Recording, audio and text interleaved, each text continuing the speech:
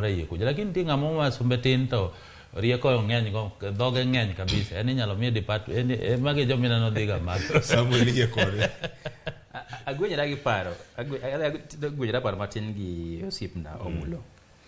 Ingini chapter 6 mar katiba en a whole chapter. To chapter 6 nokelwa gi josiasa gi piny owacho manodhi jo Kenya e higa 2010 ka ginyiso jo Kenya ni chapter ni chik ni ber mondo watim ang'ono wakete e katiba. Sani koro e sa monego beni jotendwa gi implement chapter 6 at the fullest.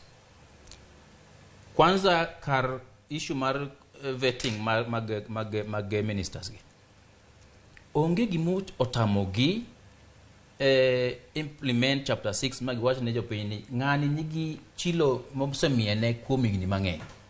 Ok dang' wayiene mondo okaw ofis maduong' kamae mondo obi otine jopiny ka chilo gi pod omiene.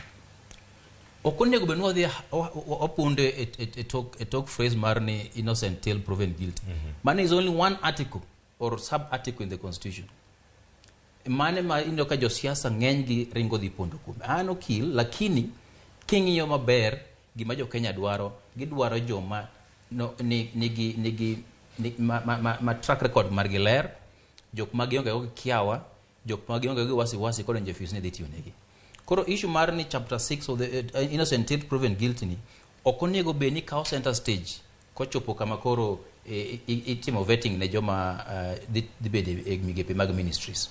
Magi migepe maduong' actually gine backbone, gine lumbru